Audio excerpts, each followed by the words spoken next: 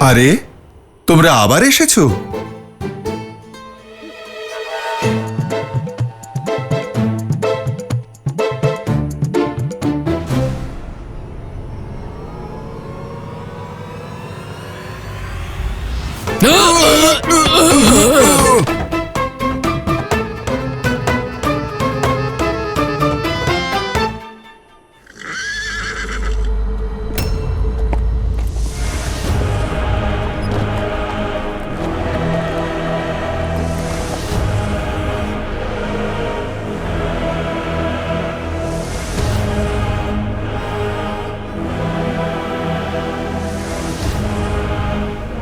মূর্খ বানর, তুমি ভাগ্যবান যে তোমাকে লঙ্কেশ জীবিত নিয়ে যাওয়ার আদেশ দিয়েছেন। না হলে অশোক বাটিকার সৌন্দর্য নষ্ট করার জন্য আমি প্রহস্ত্রপুত্র জাম্বুবালি তোমার মস্তক ছিন্ন করে দিতাম। কত কথা বলছো তুমি। এবার তো আমার ঘুম পেয়ে যাচ্ছে। এখন কি তুমি শুধু শব্দবাণী চালাবে নাকি যুদ্ধ করবে?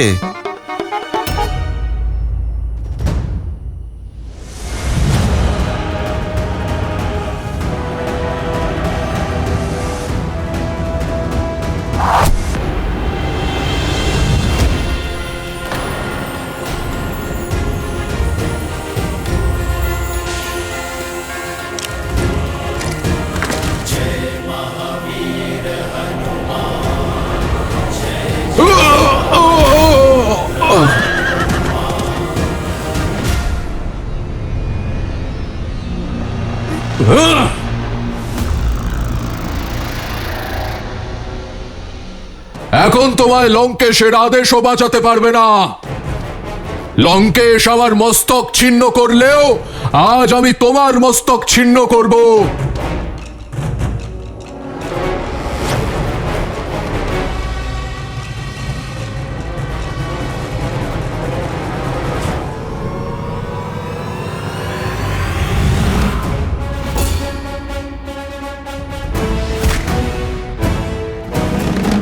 আক্রমণ!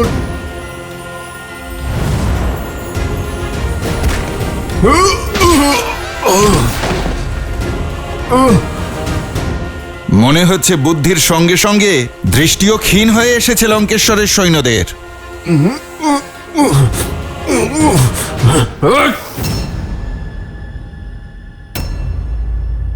আরে, ওইভাবে কি দেখছো? এটা আমার নয়, আমার প্রভু শ্রীরামচন্দ্রের শক্তি। তোমরাও তার নাম জপ করো, তোমাদের সব পাপ ধুয়ে মুছে যাবে। তাই তাহলে তুমি ওই বনবাসীর চর? আরে, কোন রামের জয় জয়কার করছো তুমি? ওই বনবাসী যে খালি পায়ে বনের কাঁটার মধ্যে দিয়ে হাঁটছে, হোঁচট খাচ্ছে। আরে, যে নিজের স্ত্রীকে রক্ষা করতে পারে না, যে স্বয়ং কাপুরুষের মতো কোথাও লুকিয়ে বসে আছে, আর তোমাকে এখানে পাঠিয়েছে মৃত্যুর জন্য, তার গুণগান গাইছো তুমি। দুটি কথা আমায় ক্রুদ্ধ করে তোলে।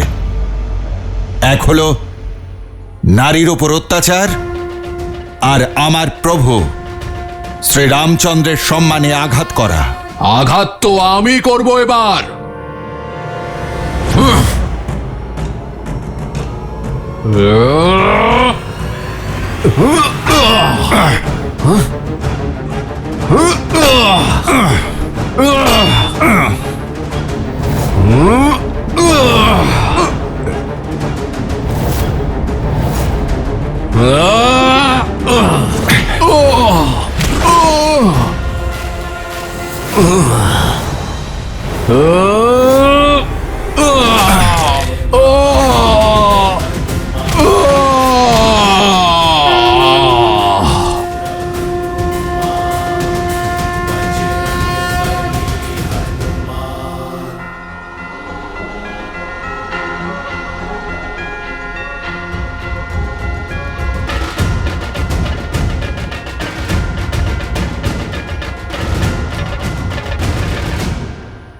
কে ও? আর এখানে কেন এসেছে? তোমাকে ওর সঙ্গে কথা বলতে দেখেছি, আর ও এখানে বিশাল আকৃতি ধারণ করেছিল। বলো, কে ওই মায়াবী বানর? বলো, ওই বানর তোমার সঙ্গে দেখা করতে কেন এখানে এসেছিল? সব সত্যি আমাদের বলো, না হলে। ও সাধারণ বানর, ক্ষুধার্ত ছিল, ফল খেতে এসেছিল। তোমার ওই সাধারণ বানর মন্ত্রী প্রহস্তের বীর পুত্র জাম্বু বলিকে বধ করেছে। জানি না এবার লঙ্কেশ কি করবেন যখন উনি জানবেন যে ওই বানর তোমার সঙ্গে দেখা করার পরেই এই কাণ্ড ঘটিয়েছে। এখন অপেক্ষায় থাকো ওর মৃত্যু সংবাদের।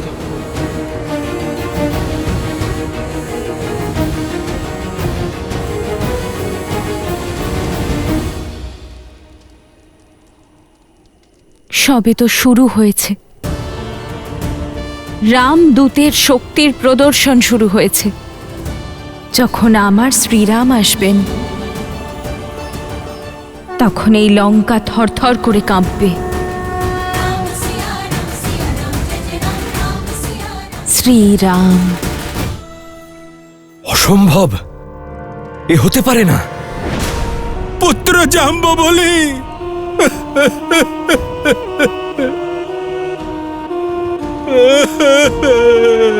পুত্র। একটা তুচ্ছ বানর মহাবীর জাম্বুবলিকে পরাজিত করতে পারে না।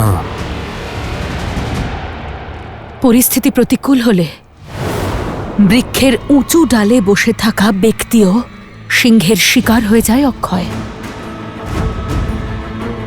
এটা জাম্বুবালির বিনাশ নয়, এটা লঙ্কার সর্বনাশের সূত্রপাত, যা এক এক করে আমাদের সমস্ত সৈনিকদের ধরাশায়ী করে দিচ্ছে। এর নিশ্চয়ই অন্যরকম উদ্দেশ্য আছে। উদ্দেশ্য যাই হোক, ও লঙ্কার অপরাধী। ওকে আমার সামনে উপস্থিত করো। অশোক বাটিকার উত্তরদায়িত্ব আমার, তাই ওই তুচ্ছ বানরকে শাস্তি দেবার কার্য আমিই করব।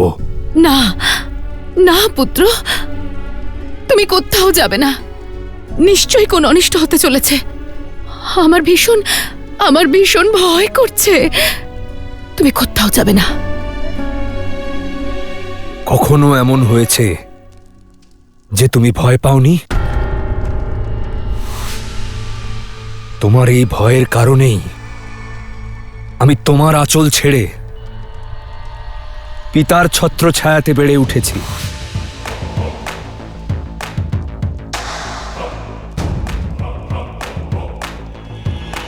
পিতা, আমি এক্ষুনি ওই বানরকে আপনার চরণে নিয়ে আসছি।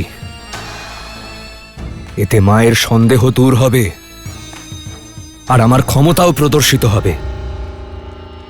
তোমার উপর আমার বিশ্বাস তোমার নামের মতোই অক্ষয়।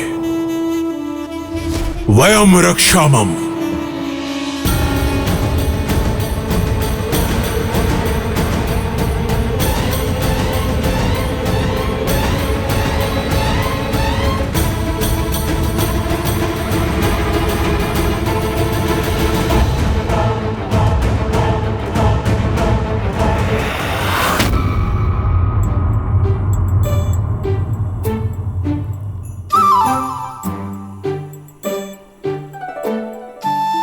খুব দুষ্টু তুমি, ফলের রাজা।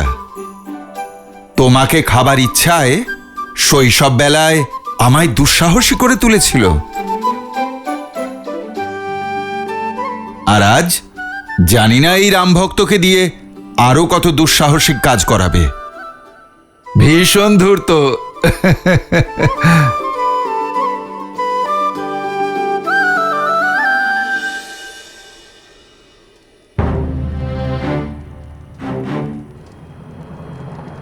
কি হয়েছে ত্রিজটা? সীতা, এক বানর লঙ্কাকে তছনছ করে দিচ্ছে। সে মহাবীর জাম্বুবালিকে মেরে ফেলেছে। কেউ জানে না সে কে। শীঘ্রই তোমার স্বপ্ন সত্যি হতে চলেছে ত্রিজটা। হ্যাঁ, এই দেখো, এটা আমার শ্রীরামের চিহ্ন। আমার হারানো আশা আবার ফিরে এসেছে ত্রিজটা। আর এই বানর অন্য কেউ নয়, আমার শ্রীরামের দূত, আমার পুত্র সম, যে আমার জন্য আমার শ্রীরামের সংবাদ নিয়ে এসেছে। আর হনুমান যা করছে তা আসন্ন বিনাশের পূর্বাভাস মাত্র। আমার শ্রীরাম আসতে চলেছেন ত্রিজটা। সত্যি তোমার রাম আসবেন? আমি খুব আনন্দিত, খুব। কিন্তু তোমার রামদূত মনে হচ্ছে ফিরে যেতে পারবেন না, কারণ তাকে ধরতে রাজকুমার অক্ষয় আসছেন।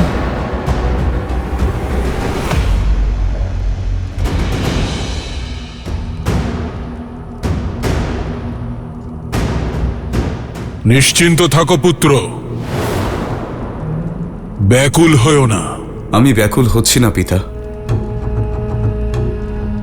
আমি শুধু এটাই বুঝতে পারছি না যে ওই বানরটা ওখানে পৌঁছলো কি করে।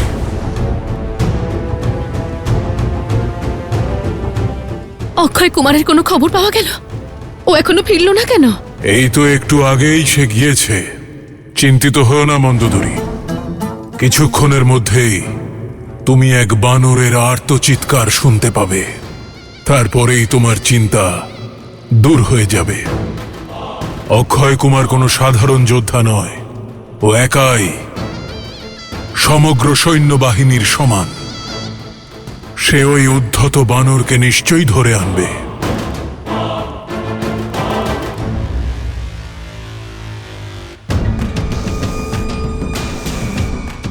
অক্ষয় কুমারের জয়! অক্ষয় কুমারের জয়! অক্ষয় কুমারের জয়!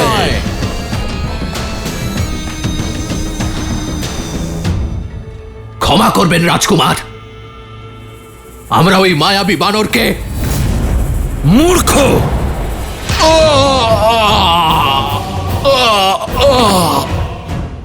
কোথায় সেই তুচ্ছ অনুপ্রবেশকারী যে লঙ্কেশের প্রিয় অশোক বাটিকাকে তছনছ করেছে?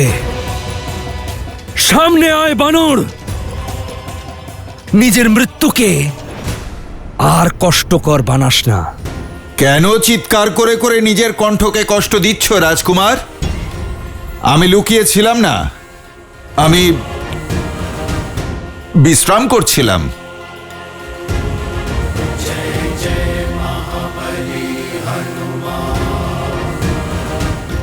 আমার ভোজন নিয়ে আসার জন্য এক জটাকেও বধ করেছিল। এ তো সেই দুষ্ট। নিজের মৃত্যুর একটুও ভয় নেই তোর? জীবন মৃত্যু তো আমার প্রভু শ্রী রামচন্দ্রের হাতে আছে। উনি চাইলে কারো মৃত্যু হয় আর কেউ বেঁচে থাকে। তুমি ভাগ্যবান যে পিতা তোমাকে জীবিত দেখতে চেয়েছেন, আর সেজন্যে চুপচাপ সমর্পণ করো। আমি যদি ক্রোধিত হই তবে পিতার আদেশও আমি আর মানব না। আচ্ছা, তুমি তোমার পিতার আদেশ লঙ্ঘন করবে? মনে হচ্ছে তুমি তোমার পিতার প্রিয় পুত্র, তাই এতটা দুর্বিনীত আর অসভ্য। তাহলে ঠিক আছে, চেষ্টা করো, বধ করো আমায়।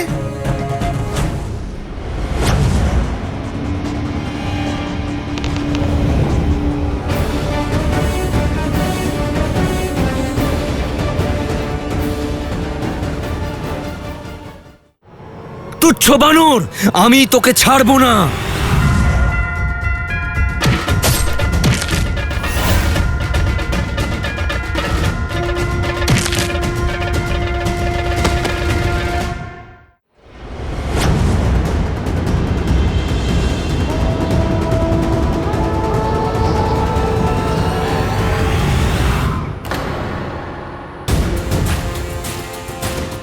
মনে হচ্ছে পিতার অতিরিক্ত আদরে তুমি ঠিক মতো ধনুর্বিদ্যা শেখোনি। কেন নিজের বাণকে ব্যর্থ করছো?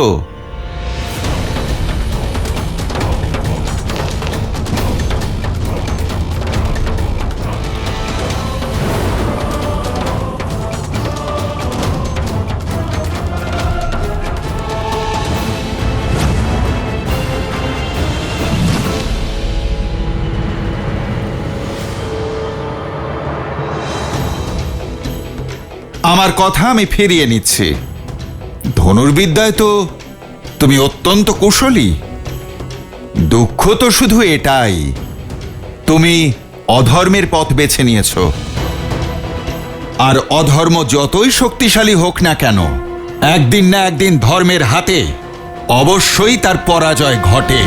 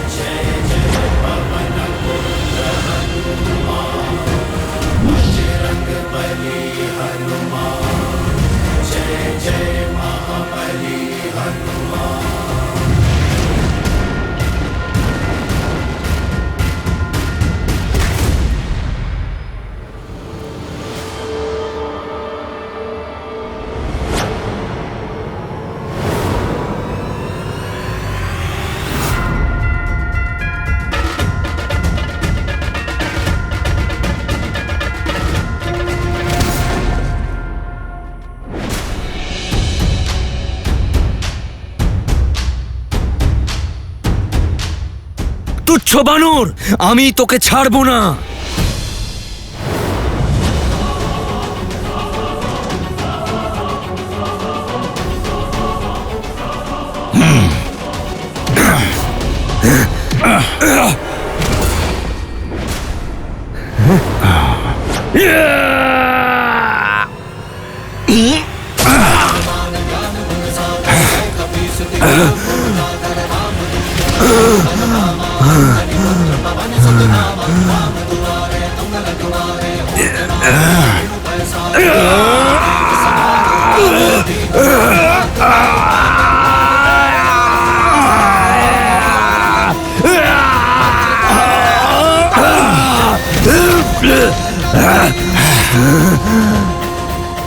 রাজকুমার, আমার মাতা সীতাকে বাধ্য করেছিল এ। আমার মাতাকে ভয় দেখিয়েছিল, হনুমানের মাতাকে।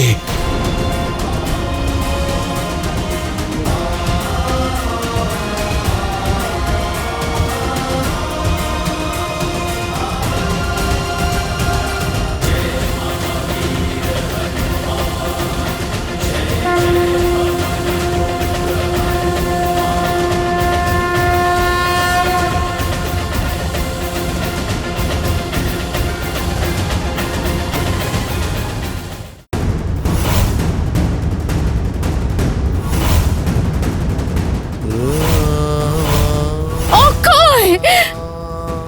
মা, অক্ষয়!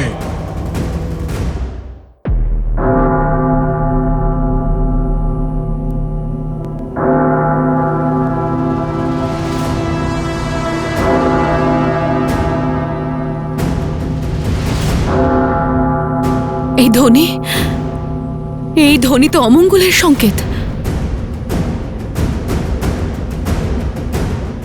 কি এমন হয়েছে দশানন?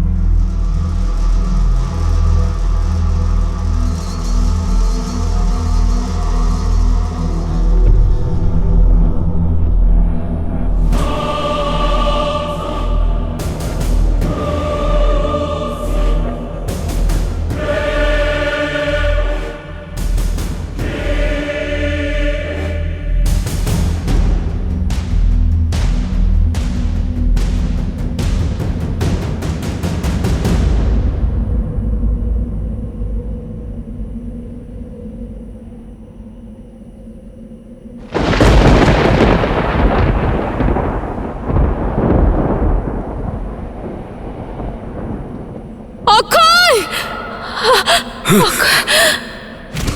মা, মা,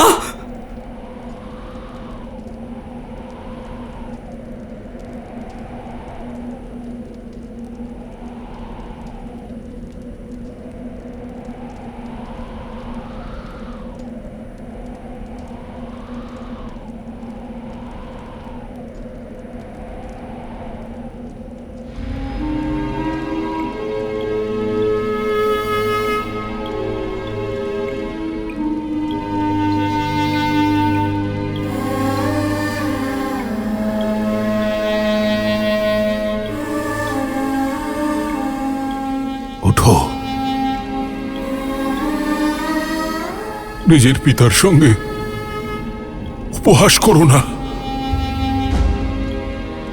আমি তোমার নামে এই কারণে অক্ষয় রাখিনি যে তোমার সব আমার সামনে এভাবে পড়ে থাকবে। এভাবে পরাস্ত হতে পারো না। ওঠো। অক্ষয়, অক্ষয়!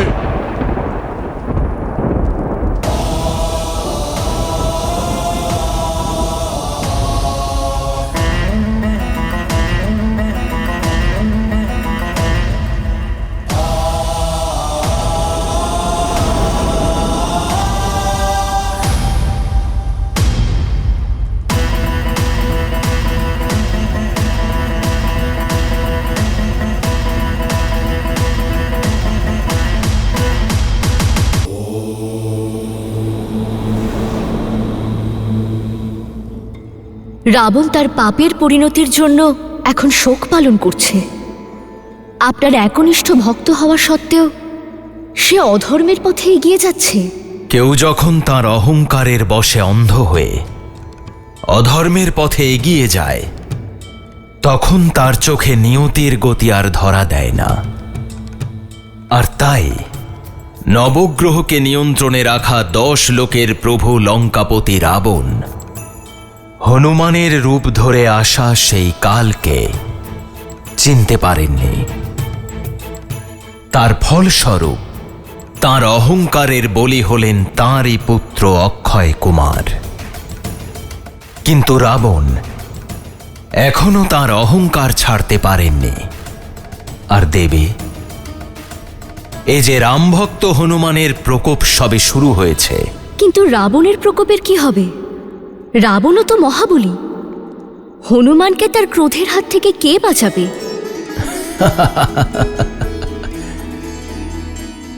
দেবী, যার ওপর প্রভু শ্রীরামের কৃপাদৃষ্টি রয়েছে,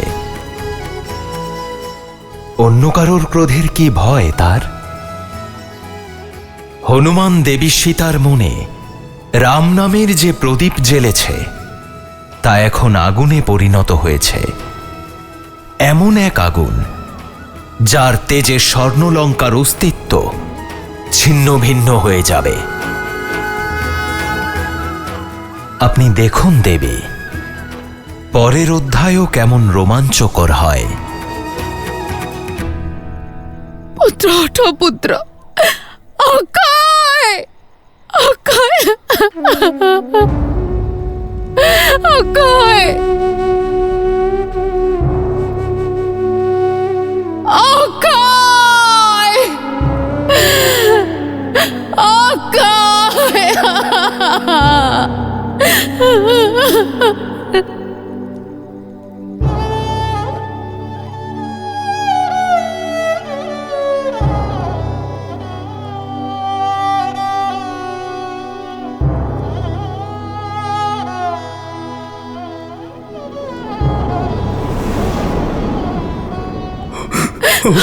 অক্ষয়,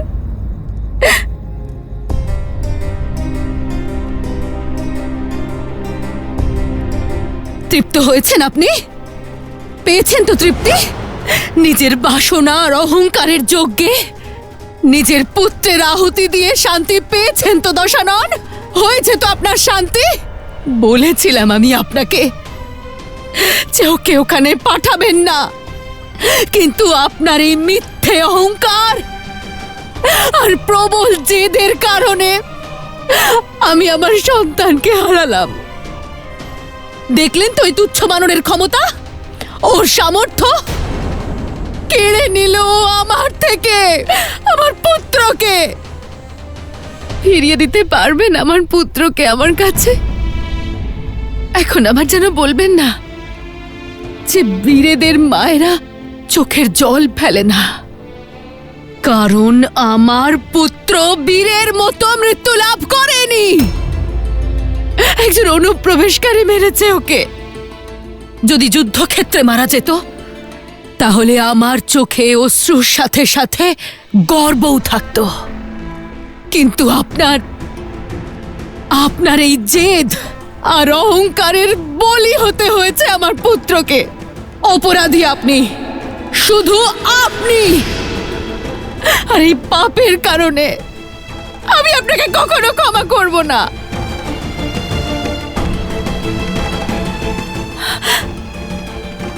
কেন আমরা সবাই আপনার জেদ সহ্য করব? এটা সর্বনাশের আরম্ভ। বুঝিয়েছিলাম আমি আপনাকে বারবার, সাবধান করেছিলাম আমি আপনাকে যে ও কোনো সাধারণ বানর নয়, ও সাধারণ বানর। এই আঘাত রাবণের উপর নয়, রাক্ষসকুলের উপর করা হয়েছে। আর এর প্রত্যুত্তর হবে প্রতিশোধ। প্রতিশোধ? প্রতিশোধ নেবেন আপনি? মেঘনাদ, বোঝাও ওনাকে যে অধর্মের পথে আপনি পা বাড়িয়েছেন তার শেষ শুধুমাত্র সর্বনাশ। এখনো সময় আছে, ফিরিয়ে দিন সীতাকে, না হলে সমগ্র অসুর কুলকে ভস্ম করে দেবেন আপনি। ওনাকে বোঝাও মেঘনাদ, বোঝাও ওনাকে। উনি দশানন মা। ওনার মুখ থেকে বেরোনো প্রত্যেকটা শব্দ সঠিক। প্রহারের উত্তর প্রতিশোধ।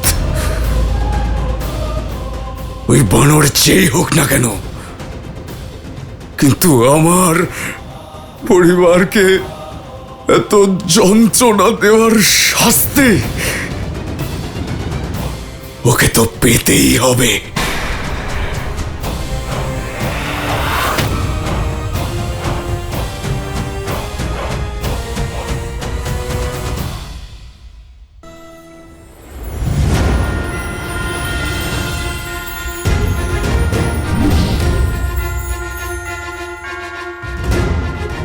আরে কোথায় গেল সবাই?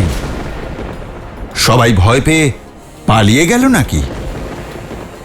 আরে তোমরা ফিরে এসো, আমি কথা দিচ্ছি, যদি তোমরা আমায় উত্ত্যক্ত না করো আমি কাউকে কিচ্ছু করব না। আমার মাতার যে অন্ন জল বন্ধ করেছিল তাকে উচিত শাস্তি দিয়েছি, কিন্তু এখনো কাজ বাকি আছে। লঙ্কেশের সঙ্গে সাক্ষাৎকার এখনো বাকি। আর যদি কেউ আমায় ধরতেই না আসে তাহলে আমার উদ্দেশ্য পূরণ হবে কি করে?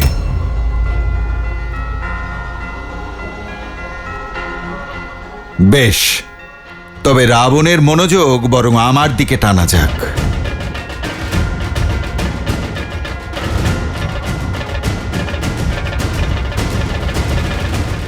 জয় শ্রীরাম।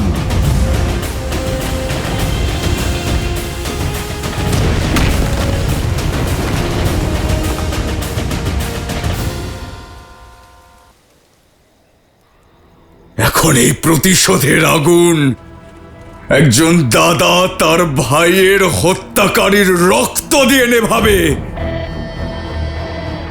আমি আমার এই হাত দিয়ে তার রক্ত ঝরাবো, তা সে কাল বা স্বয়ং মহাকালী হোক না কেন।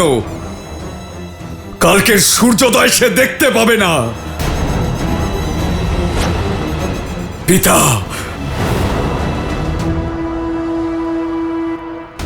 আমি আপনার পুত্র মেঘনাদ আজ আপনাকে এই প্রতিজ্ঞা করছি যে আমি ওই দুঃসাহসী বানরকে শেষ করে ছাড়ব। আর যদি প্রয়োজন পড়ে এই ইন্দ্রজিৎ ইন্দ্রাস্ত্র পর্যন্ত প্রয়োগ করবে। না পুত্র, ওই বানর লঙ্কায় কোনো উদ্দেশ্যে এসেছে। আমাকে ওর উদ্দেশ্য, ওর সত্য জানতে হবে। আমি ওই বানরকে জীবিত চাই। ঠিক আছে পিতা, আপনি ওর সত্যতা যাচাই করুন, তারপরে ওর শরীর থেকে ওর মস্তক আমি নিজে ছিন্ন করব। আজ সূর্যোদয় হওয়ার আগে ওই বানরের মস্তক আপনার চরণে থাকবে পিতা। আর যদি এমনটা না হয় তাহলে আমি আমার নিজের মস্তক কেটে আপনার চরণের সামনে রাখব। ইন্দ্রকে পরাজিত করা ইন্দ্রজিতের উপর কিছুমাত্র সন্দেহ নেই আমার। তুমি সমস্ত অস্ত্র আর শক্তির অধিকারী, কিন্তু মনে রেখো, যুদ্ধ বুদ্ধি দিয়ে জয় করতে হয়। তাই তোমার এই বিচলিত মনকে তোমার বুদ্ধির ওপর প্রভাব বিস্তার করতে দিও না। যাও আর ওই উদ্ধত বানরকে জীবিত নিয়ে এসো।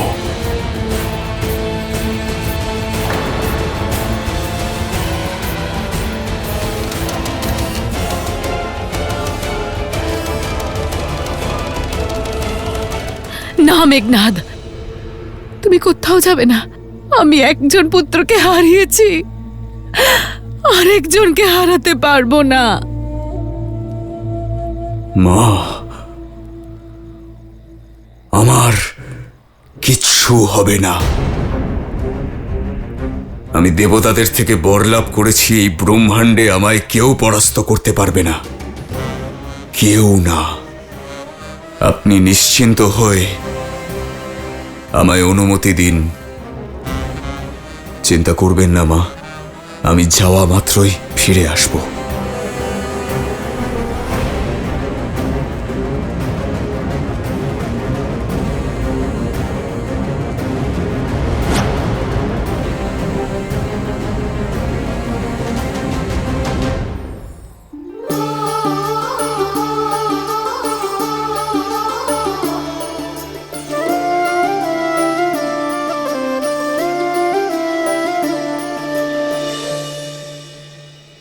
সীতা, দুটি সংবাদ এনেছি, শুভ আর অশুভ।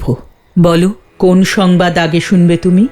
আজকের দিনটা শুভ, তাই আগে শুভ সংবাদই শোনাও। তোমার ওই রামদূত রাজকুমার অক্ষয়কে হারিয়ে তাকে বধ করেছেন। কি? হনুমান হনুমান ওই পাপীকে বধ করেছে? হনুমানের বীরত্ব লঙ্কেশকে ক্রুদ্ধ করে তুলেছে নিশ্চয়ই। হনুমান ঠিক আছে তো? ওর কোনো ক্ষতি হয়নি তো? আর অক্ষয় কুমারের সঙ্গে যুদ্ধও তো ভয়ঙ্কর হয়েছে। কি জানি লঙ্কেশ এবার কি করবে ত্রিজটা। সেটাই তো অশুভ সংবাদ। স্বয়ং ইন্দ্রজিৎ আসছে ওই বানরকে বধ করতে। সেই ইন্দ্রজিৎ যার অস্ত্রের শক্তি ত্রিদেবকেও শক্তিহীন করতে পারে। সীতা, এই সংবাদ শুনে আমি ভয় পাচ্ছি। হয়তো তোমার আশা আর তোমার ওই রামদূতের বিনাশ ঘটবে। ওই বানর রামের কাছে ফিরে যেতে পারবে না সীতা।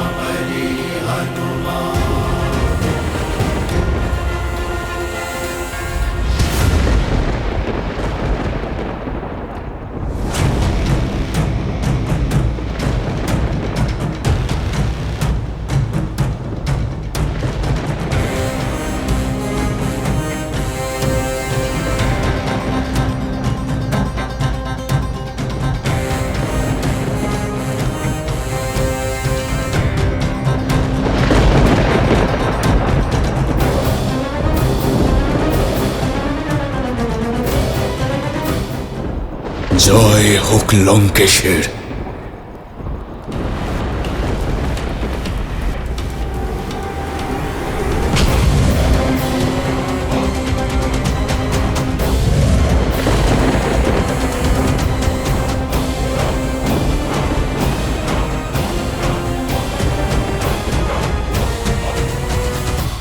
তোমার অধ্যায় শেষ করার জন্য স্বয়ং তোমার কাল এসেছে।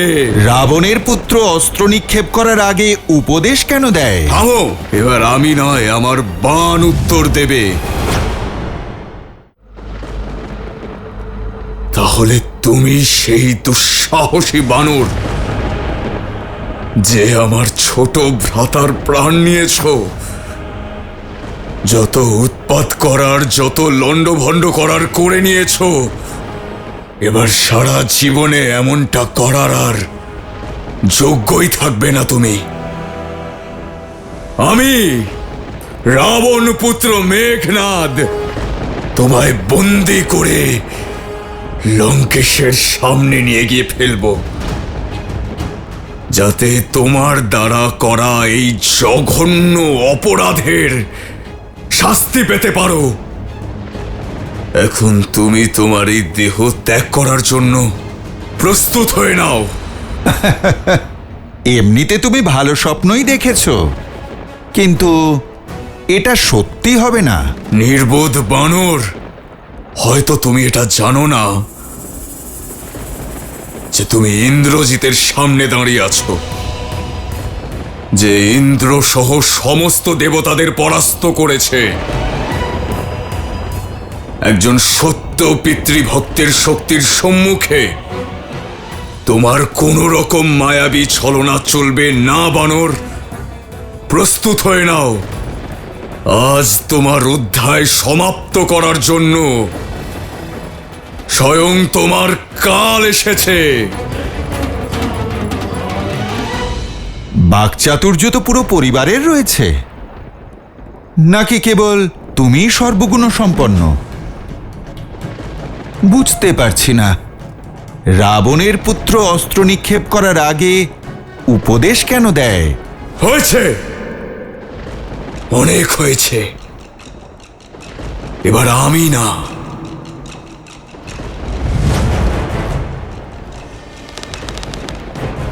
আমার বাণ উত্তর দেবে।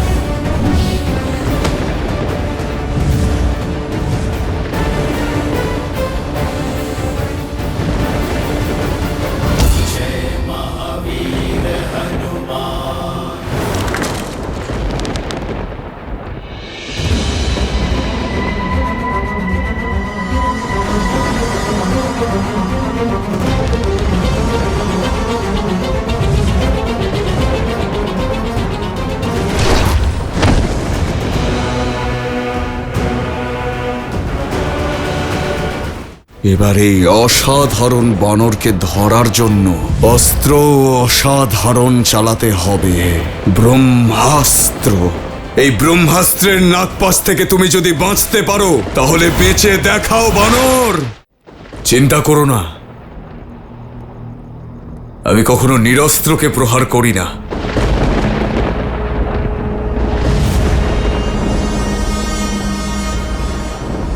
যদি এই তোমার অস্ত্র হয় তাহলে এই যুদ্ধ এতেই হবে।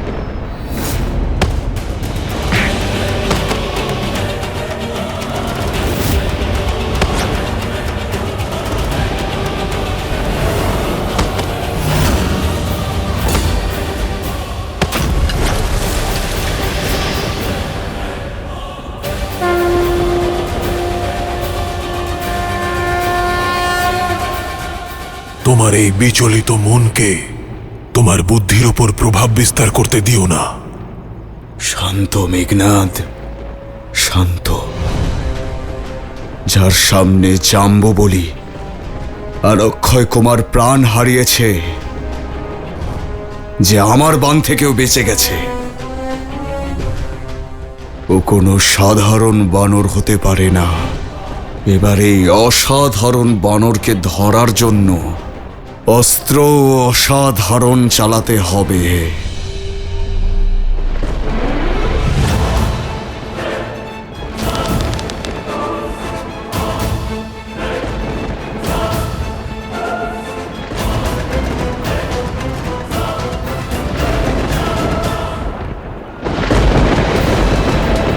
ব্রহ্মাস্ত্র।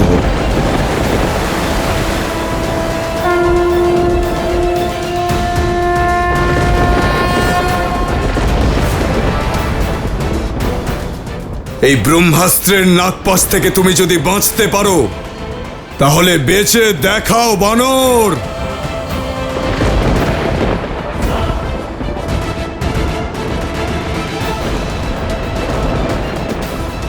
ব্রহ্মাস্ত্র।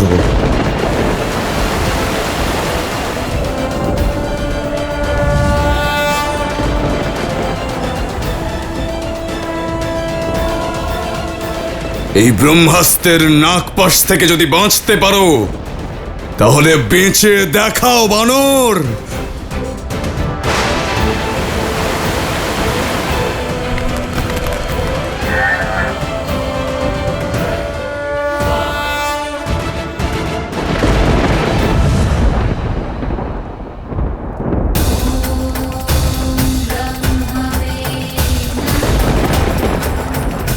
ব্রহ্মদেবের আশীর্বাদ আছে আমার উপর, কিন্তু আমি ওনার অস্ত্রের অপমান হতে দিতে পারি না।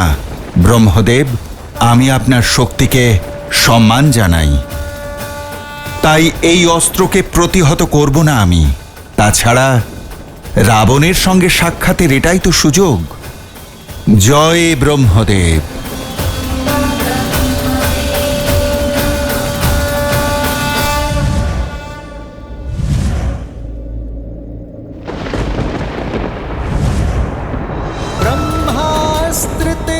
साधा कपि मन कीन विचार, जो न ब्रह्म सर मानऊं महिमा मिटई अपार।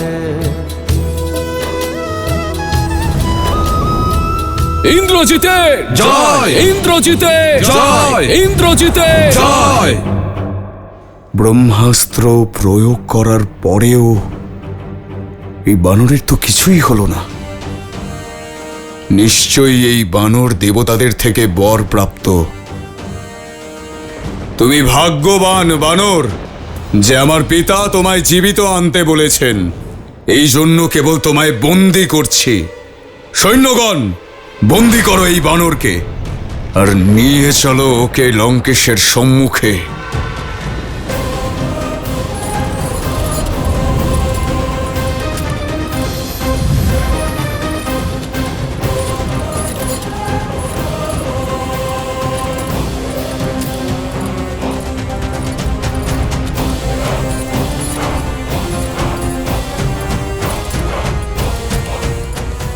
জয় শ্রীরাম।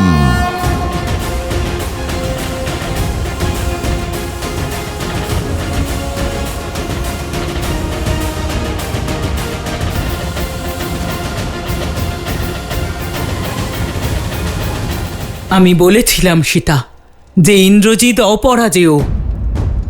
তোমার রামদূতকে বন্দি করে লঙ্কেশের কাছে নিয়ে যাচ্ছে। ক্ষমা করো সীতা, জানি না তোমার রামদূত ফিরে যেতে পারবে কিনা, আর তোমার সংবাদ রামকে দিতে পারবে কিনা। হে মহাদেব, আমার শেষ আশা বৎস হনুমানকে রক্ষা করবেন। হনুমান আমার জন্য এখানে এসেছে। যদি ওর কোনো ক্ষতি হয় তা আমি সহ্য করতে পারবো না।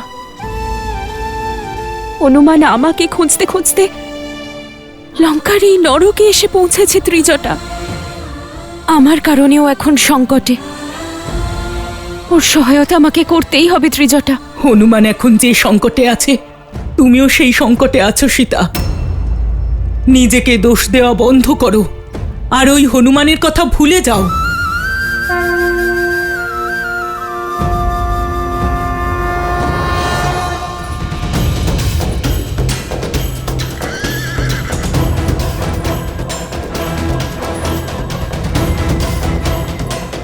শ্রীরাম, শ্রীরাম। ইন্দ্রজিতে জয়, ইন্দ্রজিতে জয়, ইন্দ্রজিতে জয়, ইন্দ্রজিতে জয়। তাহলে এই হলো সেই বানর যে সমস্ত বাটিকা নষ্ট করেছে। আমাদের বাগিচার ফল চুরি করার জন্য আমাদের সৈনিক বন্ধু আর রাজকুমারকে বধ করেছো না? হ্যাঁ, নাও এই ফলটা নাও, তুমি এরই যোগ্য। নাও নাও।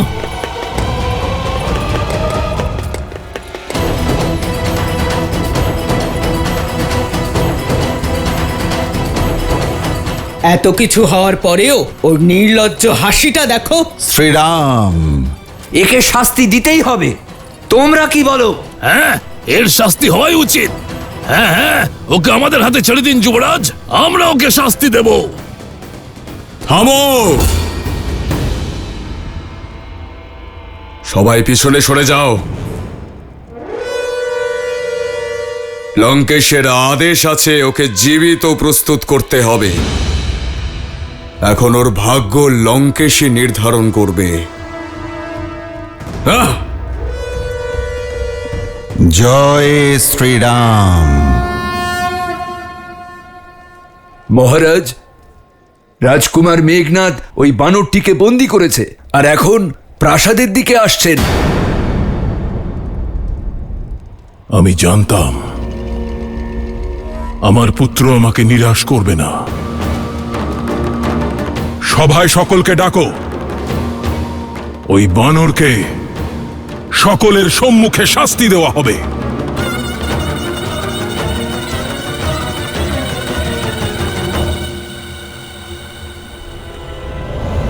ইন্দ্রজিতে জয়, ইন্দ্রজিতে জয়, ইন্দ্রজিতে জয়, ইন্দ্রজিতে জয়, ইন্দ্রজিতে ইন্দ্রজিতে জয়।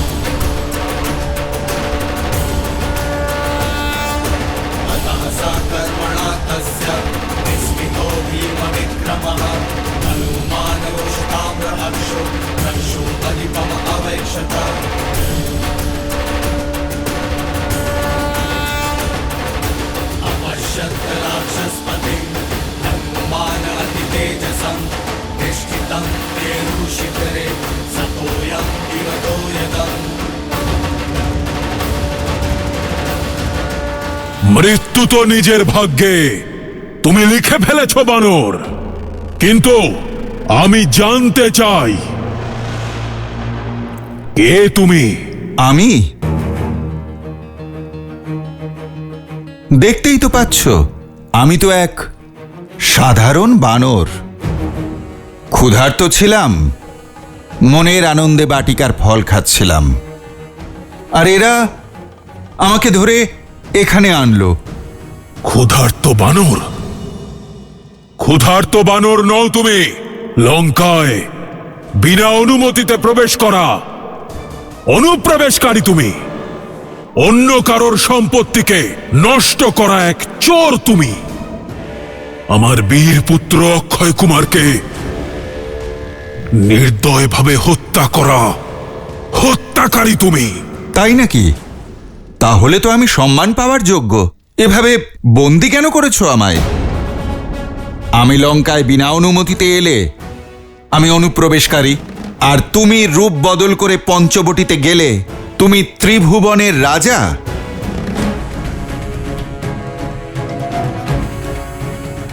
আমি তোমার বাটিকার ফল পেড়েছি, তাই আমি চোর, আর তুমি ছলনা করে মাতা সীতাকে অপহরণ করেছো, তাই তুমি বীর।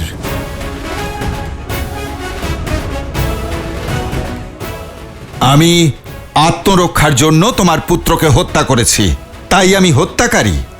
আর তুমি আর মাতা সীতাকে রক্ষা করার জন্য আসা জটায়ুকে হত্যা করে তুমি হলে যোদ্ধা।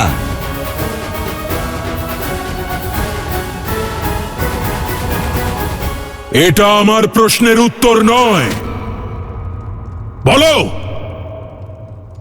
কে তুমি? তুমি তো মহাজ্ঞানী, অনুমান তো নিশ্চয়ই করেছ। এবার আমার পরিচয়ও জেনে নাও। আমি এই সমগ্র সংসারের একমাত্র প্রভু, রঘুকুল নন্দন, প্রভু শ্রী রামচন্দ্রের দূত, অঞ্জনা পুত্র, কেশরী নন্দন, পবন পুত্র হনুমান আমি।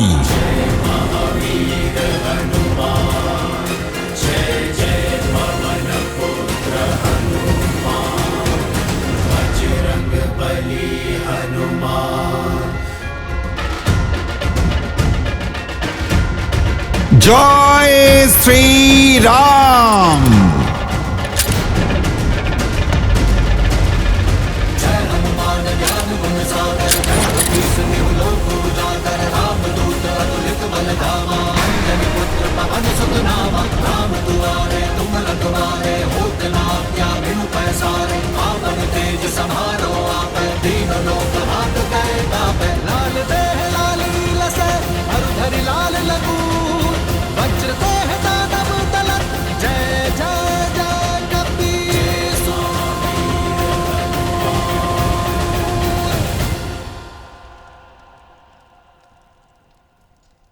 রাবণ, প্রভু শ্রীরামচন্দ্র আমায় পাঠিয়েছেন তোমায় একটা সুযোগ দেওয়ার জন্য।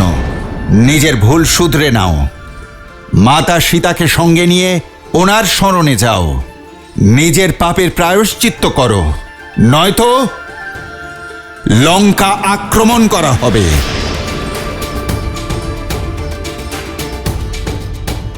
লঙ্কাও ছিনিয়ে নেওয়া হবে, আর তোমার প্রাণও। রাম, যাকে অযোধ্যা থেকে তাড়িয়ে দেওয়া হয়েছে, সে লঙ্কায় আসবে? যে নিজের স্ত্রীকে আমার হাতে হরণ হওয়া থেকে বাঁচাতে পারেনি, সে আমার প্রাণ হরণ করবে? দশানন, যে সহস্র বীরকে সংহার করেছে, তার সম্মুখে কে তোমাদের ওই রাম?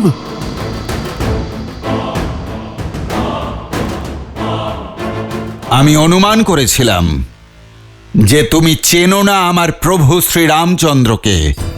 যদি তুমি চিনতে, তাহলে মাতা সীতাকে হরণ করার ভুল তুমি করতে না। সেই জন্য আমি তোমাকে ওনার পরিচয় দিতে এসেছি, যাতে বুঝতে পারো যে তুমি কত বড় অপরাধ করে ফেলেছ। তারকা, সুবাহু, খড় দূষণের মতো তোমার মহাবলশালী মায়াবীদের এই সংসার থেকে মুক্ত করতে চলেছেন প্রভু শ্রীরাম।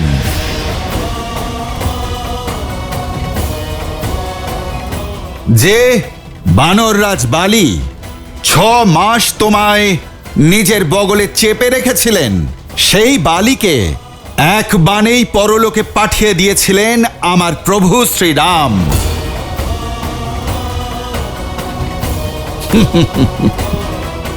আর হরধনুকাণ্ড তুমি ছাড়া আর কে ভালো করে জানে রাবণ? তুমি যেটা নাড়াতেও পারোনি, ছিলা লাগিয়ে সেটি ভেঙে ফেলেছিলেন আমার প্রভু শ্রীরাম।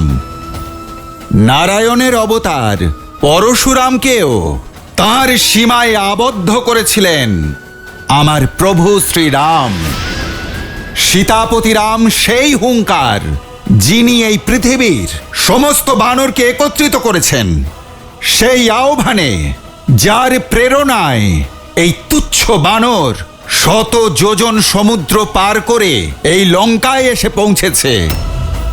তার প্রতাপেই, যার প্রতি ভক্তির থেকে অর্জিত শক্তি দিয়ে আমি অক্ষয় কুমারের মতো মহান যোদ্ধার প্রাণ নিয়েছি।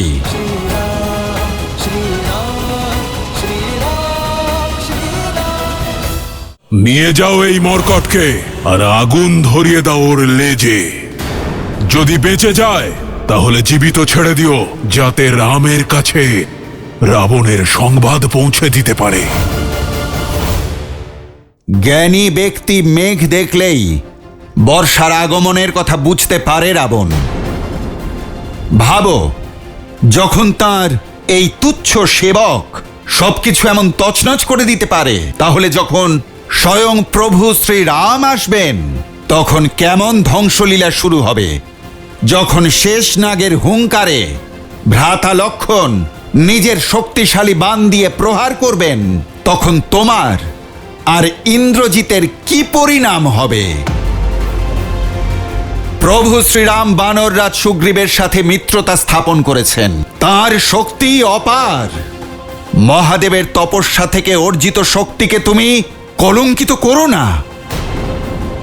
রাবণ, এখনো সময় আছে, নিজের শক্তির অহংকার ত্যাগ করো। প্রভু শ্রীরামচন্দ্রের ভক্ত হয়ে যাও দশানন।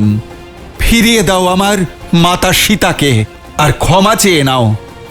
তাতে যেমন তোমার জীবন বাঁচবে, তেমন সম্মানও বাঁচবে, আর বেঁচে যাবে তোমার বাকি সন্তানেরাও। বন্ধ করো এই রামের গুণগান, জিভ কেটে দাও ওর। ওকে উদাহরণ করে তোলো, যাতে সংসার এটা স্মরণে রাখে যে রাবণের সম্মুখে ওই বনবাসীর গুণগান করলে কি শাস্তি পেতে হয়। দাঁড়ান মহারাজ,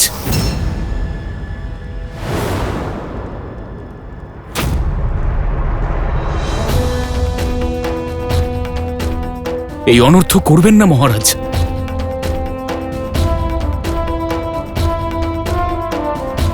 মহারাজ, এ তো কেবল একজন দূত।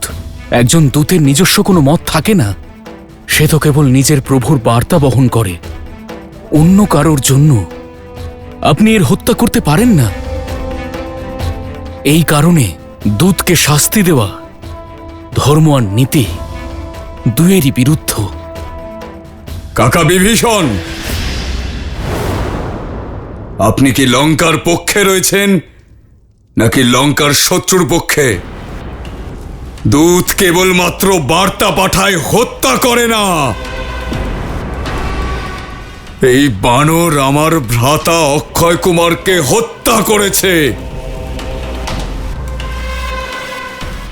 আপনার নিজের ভাতৃপুত্রকে নির্মমভাবে হত্যা করেছে এই বানর। আপনি আর কথা বলে সময় নষ্ট করবেন না পিতা। রামের কাছে টুকরো টুকরো হয়ে যাবে এই রামদূত। আমি দূতের সীমার মধ্যেই রয়েছি, তাই এখনো মৌন আছি। যদি রামদূত হয়ে না এসে মাতা সীতার পুত্র হয়ে আসতাম, তাহলে কখন আমি তোমার কাল হয়ে উঠতাম।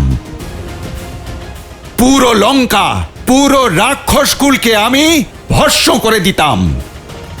না সংবাদ, না যুদ্ধ, না রাজনীতি, এক মুহূর্তে ন্যায় করে দিতাম। মৌন হও বানর!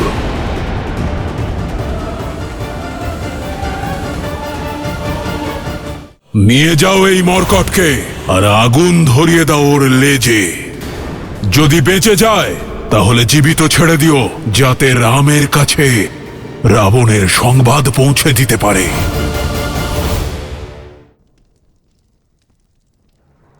না ভ্রাতা, ক্রোধের বশে বিবেকহীন হবেন না। একে এখান থেকে সুরক্ষিতভাবে যেতে দিন।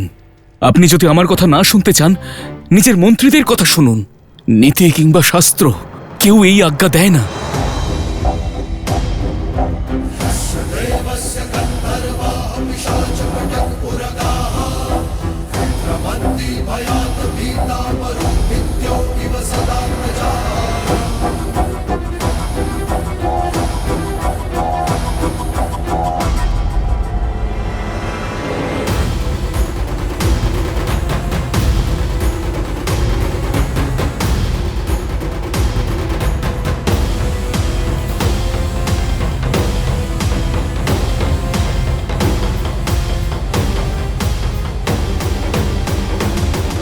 মন তো চাইছে নিজের প্রিয় পুত্রের প্রাণ যে হরণ করেছে তার প্রাণ এই মুহূর্তেই হরণ করি, কিন্তু যেতে দেব তোমাকে।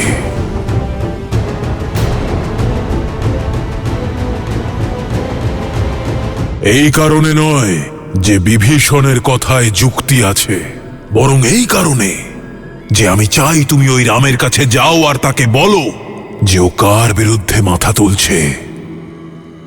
আমি তোমার রামের শক্তি দেখতে চাই। নিকুম্ভ, শুনেছি যে বানরেরা তাদের লেজকে অত্যন্ত ভালোবাসে। তাদের আত্মসম্মান হলো তাদের লেজ, কিন্তু বানর লঙ্কায় সম্মান লাভের অধিকার কেবল লঙ্কেশের আছে। নিয়ে যাও এই মরকটকে লঙ্কার মধ্যস্থলে আর সকল প্রজাদের সম্মুখে আগুন ধরিয়ে দাও এর লেজে।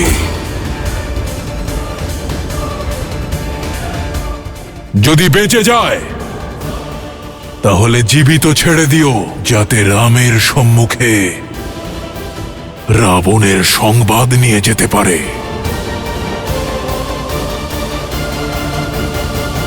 শুধু সুযোগই নয়, আশাও তুমি হারিয়ে ফেললে রাবণ। এবার প্রস্তুত থেকো, আমার প্রভু শ্রী রামচন্দ্র আসছেন।